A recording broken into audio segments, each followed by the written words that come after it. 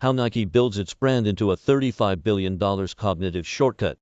A brand is not an esoteric concept. It is a tangible asset that can be worth billions of dollars. So, what exactly is a brand? Is it a symbol? A story? An economic model?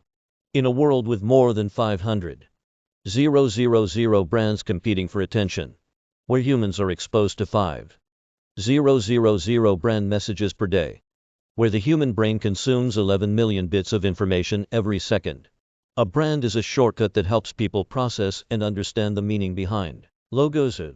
That cognitive shortcut is ABUSINESS's most important asset. It can be worth billions of dollars.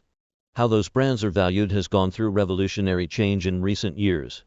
The story of Nike, a brand now worth $35 billion, highlights the difference between the old way of branding and how it has changed. It reveals that brands are no longer built based on how they are portrayed. Now, brands are built based on how they behave. Early on, Nike was not a flashy brand. It created a functional product that was used only by expert runners. Then in 1987, Nike invited the ad agency Wheaton plus Kennedy to pitch it on a new campaign.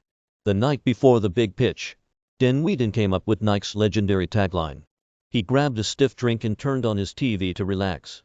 On the news was the execution of Gary Gilmore, who had been convicted of killing two people in Utah. Gilmore's last words before facing the firing squad were "Let's do it." The line broke through the stress and ignited something in Dan's mind. He shifted a couple of words and decided on an 11th-hour pivot to "Just do it." Since then, Nike has turned Just Do It into a multi-billion-dollar asset. But that road has not been without its rocks.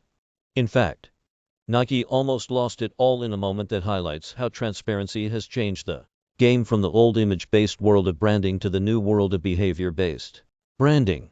In 1997, Nike commissioned a confidential investigation by Ernst Young that found atrocious conditions in the overseas factories that supplied its sneakers.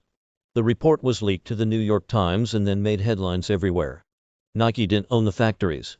The company outsourced all of its manufacturing to vendors around the world. But consumers didn't care and held the brand responsible. As a result, the company's stock price tanked, and Nike lost 50% of its market cap virtually overnight. Nike's products are just rubber, cloth, and stitching.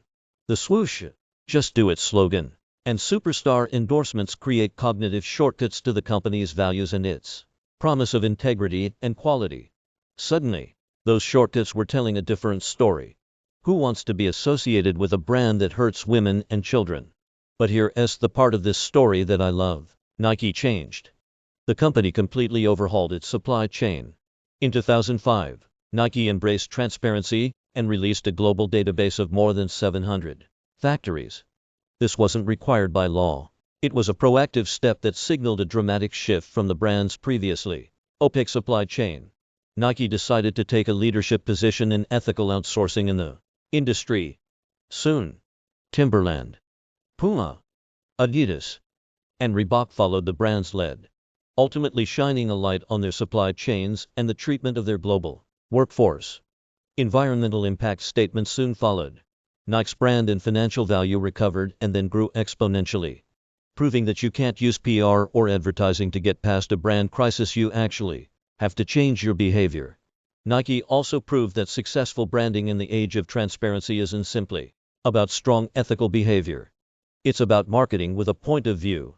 In 2018, the brand ran ads supporting Colin Kaepernick, the San Francisco 49ers quarterback who was the first professional sports player to protest racism by taking a knee during the national anthem before games and consequently found himself without a job, shut out of the league. Those ads, which featured the stirring tagline "Believe in something, even if it means sacrificing everything," stirred up as much controversy as Kaepernick himself. Nike lost about $3.5 billion in market cap in immediate backlash from its Kaepernick endorsement.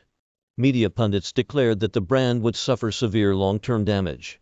But its core audience, younger, more diverse, more progressive, quickly rewarded Nike for demonstrating bravery and supporting racial equality. Within weeks, Nike's stock had more than rebounded. The risk paid off because brands don't need to please everyone. They need to be true to their values and core audience.